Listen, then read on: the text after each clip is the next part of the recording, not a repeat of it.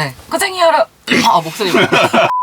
네, 코쟁이 여러분 안녕하세요. 안녕하세요. 지난 약 한 달 동안의 폭락장에서 도대체 누가 판 건지, 누가 들고 있었던 건지, 그 사람들 그 주체는 도대체 누군지가 너무 궁금해서 이거를 좀 오늘 좀 파헤쳐 보도록 하겠습니다.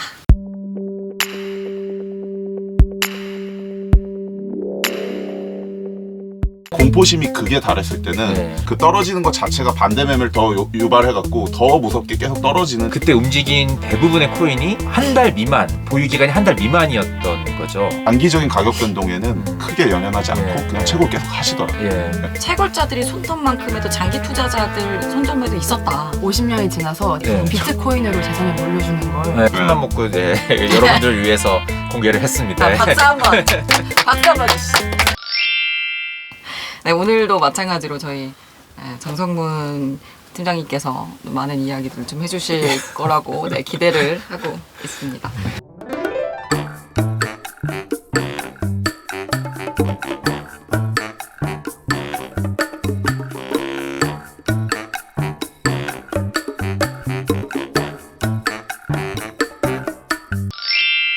실제로 이제 장이 많이 빠졌는데 한 12일, 13일 그때 이루어졌죠. 이제 3월 12일이 목요일이었는데 그래서 뭐 블랙 서스데이 뭐 이런 말까지도 나오더라고요. 트럼프가 나와서 30일 동안 유럽에서 오는 트래블러들을 금지하겠다. 런던 시장이 오픈을 하면서 그래서 망가지기 시작함과 동시에 비트코인 가격도 이렇게 떨어지기 시작했고 다시 또 폭락이 이어지면서 그래서 4,000불 초반까지도 이제 떨어진 거죠. 트럼프가 내셔널 이머전시를 공표를 했고 그 다음에 이제 미 연준이 금리를 0%까지 내린다는 이제 그런 발표가 있었던 그때 잠시나마 좀 반등을 했다가 더 이제 다시 또 나온 거죠. 이렇게 보다 보니까 어떤 발언이나 네. 정책 발표로 인해서 반등을 했던 건 사실 되게 잠깐이고 네. 다시 돌아가네요. 예.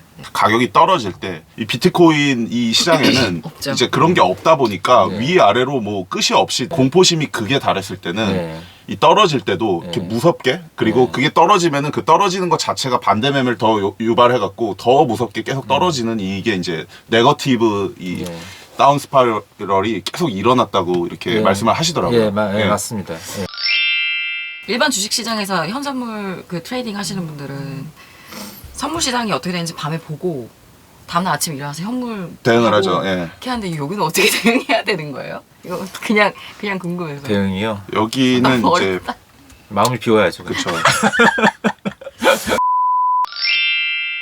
그럼 이제 이 기간에 이제 대부분의 매도 물량이 12일 전후에서 나왔는데 그러면은 팔았던 사람들이 누구냐? 실제로 움직인 코인이 얼마나 오랫동안 묵혀있던 게 움직였나를 알 수가 있는 거죠. 그때 움직인 대부분의 코인이 한 달 미만, 보유 기간이 한 달 미만이었던 거죠. 그 다음부터는 6개월부터도 굉장히 적어요. 네, 다음 거 보면 이제 이거는 1년 동안 묵혀놨던 코인이 움직인 데이터를 보여준 거거든요. 존버 하시는 분들. 예. 예. 그래서 여기 보면은 이 파란색 라인이 되게 높았던 경우가 있잖아요. 네. 예, 그게 이제 1년 이상 보유한 사람들이 움직였던. 그리고 이제 여기서 이제 볼 수 있는 건 뭐냐면 1년 동안 묵혀놓은 코인이 움직인 그 비율은 굉장히 작다는 거죠. 예, 여기 네. 보면은 예.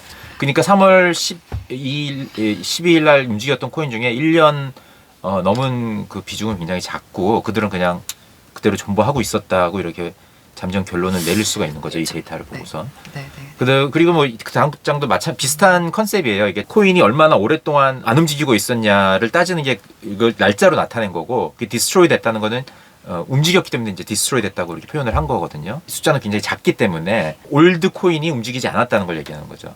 예. 그래서 이제 이때 판 사람들은 대부분 매수 가격 대비 매도 가격 비율을 나타낸 거예요. 그래서 이게 1 밑으로 가면은 기본적으로 이제 다 손해를 보면서 판 사람이 훨씬 많다는 거인 거고. 지금 손해를 굉장히 많이 보고. 예, 보면서 팔았던 거죠. 그러니까 이건 뭐냐면은 단기 홀더들이기 때문에. 그렇죠. 지금 이 가격보다 훨씬 높은 레벨에서 들어왔다는 건데. 올해 그럴 초에 수 3번의 이 매크로 이슈가 비트코인 시장에 영향을 미친 게 있었는데 네. 첫 번째가 이제 시진핑 빔이라고 해서 저희 진핑이 형님께서 네네네. 예. 블록체인 한번 언급하신 네, 그때 맞아요. 시진핑 혁명빔이 한번 나왔었고 두 번째가 이제 미 이란 충돌 사태, 세 번째가 이제 홍콩 정세 불안이 있었는데 그때까지 굉장히 이제 좀 차근차근 잘 맞아오다가 코로나 사태 때 이제 다 같이 골로 갔죠. 사실은. 코로나 사태 때도 한 달 동안에 코인 시장만 완전 호황이었어요. 그러다가 한 달이 넘어가고 정말 극도의 공포감까지 오니까 그때는 막 미신이 떨어지더라고요. 그래서 아마 시장의 흐름에 따라 사셨던 분들이 떨어지니까 아주 급하게 판 느낌이 맞아. 굉장히 많이 드는데요. 예, 그쵸.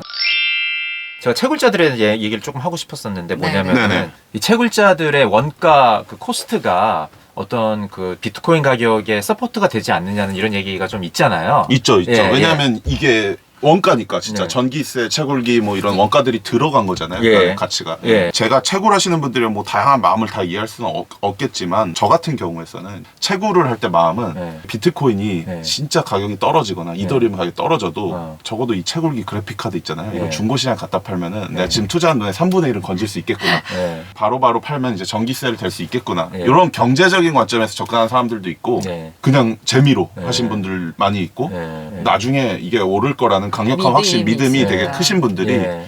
단기적인 가격 변동에는 크게 연연하지 않고 예. 그냥 예. 채굴 계속 하시더라고요. 예. 근데 수지가 안 맞는 상황에서도 계속 하려면은 뭔가 그 자금줄이 있어야 되는 거잖아요. 그쵸, 그쵸. 예. 그 비용을 낼 수 있는 어떤 네네. 다른 자금줄이. 네네. 그 과정에서 현금화할 수 있는 자산 중에 하나가 과거에 채굴해 놨던 비트코인이 있을 수가 있는 거죠. 재고로 쌓아놓은 게. 그러면 그런 게 나오기 시작하면은 채굴 원가라는 게 서포트로 작용을 안 한다는 거죠. 그쵸. 예. 그럼 가격이 떨어졌을 때 채굴자들이 가지고 있는 비트코인을 팔면서 연명을 할 수도 있고 이거를 손을 떼면서 비트코인으로 이렇게 하면서 보전을 시킬 수도 있는 거겠네요. 예. 국내에도 그 유명한 채굴 업체 중에 하나가 있는데 네. 채굴기에서 나오는 열로 네. 막 실내에서 딸기 재배하시고 막 대박이다. 딸기 재배하시고 딸기 따서 막 이렇게 부수입이 채굴- 있네. 채굴기의 열을 이용한 네. 신재생 정말. 에너지로 예. 이탈한 사람들이 분명히 있었기 때문에 네네. 다음에 보여준 게 뭐냐면 이탈했을 경우에 이제 이런 현상이 해시레이트이 떨어지는 거잖아요. 아유. 그러면은 네. 이렇게 해시레이트 떨어져서 이 채굴자들이 지금 손톱 채굴자들도 많다는 거죠. 그렇죠. 채굴자들이 손톱만큼에도 장기 투자자들 손절매도 있었다. 그렇게 좀 볼 수가 있겠네요. 좀 혼용이 되어 있는 그쵸. 장이었네요. 예, 그렇죠. 근데 지금은 어떤 상황? 그러면 이제 폭락을 했는데 이제 유동성이 돌아오고 있느냐를 봤을 때는 아직 이 폭락하기 전 레벨로 돌아온 것 같지는 않나요. 어느 정도 회복은 했으나 이 선물 거래소들의 오픈 인트레스트를 본 거거든요. 오픈 인트레스트. 오픈 인트레스트는 뭐냐면은 내가 만약에 선물 거래를 하게 되면은 내가 만약에 롱으로 하게 되면은 그 반대쪽에 항상 쇼트가 네, 있는 네, 거거든요. 그러면서 포지션이 나의 롱 포지션이 열린 건데 그걸 갖다 오픈 인트레스트라고 그래요. 어떤 포지션을 갖다가 가져가면서 포지션이 생기는 거를 오픈 인트레스트라고 그러는데 그게 많으면 많을수록 사람들이 많이 시장에 참여를 하고 있다는 얘기고 그래서 여기서 갑자기 여기 네, 퍽 네, 떨어지는 네, 게 네, 뭐냐면 그게 3월 12일 리퀴데이션 프라이스가 트리거가 되면서 네, 네. 많은 양의 매도 물량이 나오면서 청산이 청산이 되니까 이제 네. 오픈 인트레스트 줄어든 거고 네. 그 상황이 지금 아직 회복이 안 되고 있는 거예요. 그러니까 그만큼 아직 큰 어떤 확신을 가지고서 비트코인 시장에 어떤 의견을 표시하는 사람들이 폭락 전만큼 돌아오지는 않았다는 얘기죠. 크립토 커런시 가상 자산 시장이 열리면서 개미 투자자들의 금융 지식의 레벨을 한 단계 올려버렸어요. WTI 국제 막 석유 가격 선물 예. 지수까지 다 봐야 되고 예. 트럼프의 발언 하나하나를 이제 다 비트코인에 연결시켜서 생각해야 되고 네. 좋습니다. 네. 그렇죠. 사실 대한민국의 금융지식이 좀 올려야 되긴 해요. 아, 맞아요. 너무 우리- 차이 나요. 우리나라 네. 금융교육 안 돼 있죠. 근데 최근에 인터넷 우리나라- 치면은 되게 재미있는 랭킹이 나오는데 금융 문맹률 치면은 나오는 게 있어요. 네이버에 치면은 네네. 그 랭킹을 보니까 한국이 78인가 그런데 77위가 우간다더라고요. 사실 젠글도 어제 네. 이제 코스모 체인이라는 이 알트코인 프로젝트 팀의 네. 크레딧 레이팅 이제 신뢰도 평가 보고서 결과를 발표했어요. 제가. 네. 절대적 꼴찌. 네, 외국 커뮤니티에서는 이제 그거를 또 분석적으로 디스커션 충들이 있더라고요. 예. 그 토론 충들. 예. 그걸 보고서 저희가 진짜 좀 다르다. 예. 외국에서는 이거를 보는 관점하고 한국하고. 근데 예. 진짜 그런 게 있어요. 한국 유저들은 좀 다른 게 되게 시를 좋아하는 문화잖아요. 저희 네. 수능 칠 때 국문에도 이 시가 많고 되게 네. 함축적 의미를 좋아하는 것 같아요. 크크크 이런 거 보고 사는 흑우 업체 그냥 요 정도 한마디로 네. 그냥 끝내요.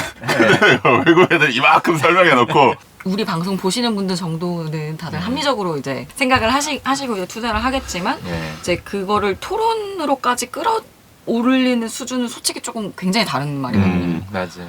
뭐 조금이나마 우리 같은 이런 우간다. 방송이 우간다. 예. 우간다. 우간다에서 남아공 정도는 가져야 되지 않나요? 그래서 저희가 안 돼, 그 남아공 높나요? 보여드리겠다. 어쨌든 예, 이런 과정 속에서 재미있는 데이터라고 할 수 있는 게 이게 진짜 핵심 오브 핵심 데이터. 예. 이런 거 누가 오픈해? 예, 이게 뭐냐면은 이제 코빗에 입금되는 원화 금년 1월 1일 기준으로 누적된 순입금을 나타낸 거예요. 장 좋았을 때 미친 듯이 올랐잖아. 2월 달 후반 들어가면서부터 순익금이 좀 줄어들었고 3월 한 3일, 4일부터 이제 장이 좀 약해지기 시작했는데 네. 3월 13일 날 이후로 누적 순익금은 좀 늘어나고 있다는 거죠. 뭐 그러니까. 완전히 그 폭락 전으로 돌아가지는 아직 않았지만은 이제 입금이 된다는 것 자체는 그 암호화폐에 대한 관심이 정도를 측정할 수가 그쵸. 있으니까 그쵸, 일반인들의. 이거 사기 위해서 입금하는 거니까. 그렇죠. 예. 요 데이터는 지금 예. 아직 세상에 이런 데이터가 공개된 적이 없는 것 없죠. 같거든요. 저희 네. 처음 보는 데이터거든요. 예, 거래소에. 맞습니다. 이것부터 강조해야 돼. 그럼 큰맘 먹고 여러분들을 위해서 공개를 했습니다. 아, 감사합니다. 예. 박수 한 번. 박수 한 번 주시죠. 네, 저희 오늘 네. 게스트 한 분을 모셨습니다. 인생 태어나서 투자를 처음 해봤는데 그걸 코인 투자로 지난 폭락장 때 예. 참 인생 타이밍이에요. 안녕하세요. 안녕하세요. 네, 안녕하세요. 저는 지금 가상자산 공식 플랫폼 젠글에서 인턴을 하고 있는 박소르라고 합니다. 제가 원화로 681대 들어왔습니다. 잘 들어갔네. 700 이하로 내려가면 이제 사자 이랬었는데 그때 아유, 들어왔습니다. 감각이 있네요. 투자 이제 처음 시작했다고 하니까 야 이제 하락장일 때 좀 잘 장을 봐둬라. 뭘 봐야 될지 감이 안 오더라고요. 팁을 얻을 수 있을까요? 이제 우리가 이 시장에 대한 정보를 대중매체를 통해서 많이 접하게 되는데 자기의 감정을 영향을 끼치는 것 중에 하나가 대중매체이고 대중매체도 하나의 어떤 그냥 노이즈일 뿐이라는 어떤 그런 신념이 생겨야 되는데 빨리 흡수할 수 있는 시간? 그 기회가 이제 폭락장이 때가 아닌가 하는 생각이 들어요. 투자 목표를 좀 방금 생각해냈는데 네. 저는 50년이 지나서 제 네. 손녀가 20살이 됐을 때 네. 비트코인으로 재산을 물려주는 걸 네. 그때쯤 가치가 엄청 올랐을 테니까 네. 목표로 하겠습니다. 50년 뒤에 손녀가 20살이 되는 거는 아 그런 말이 안 되네요. 왜 그렇게 어떻게 돼야지? 그렇게까지 생각하세요. 딸로 딸이 정정하겠습니다. 있죠, 딸. 네. 근데 되게 좋은 마인셋인 것 같아요. 뭐 우표 수집하는 것처럼 네. 그냥 수집하는 거라고 생각을 해야 된다고 생각을 하거든요.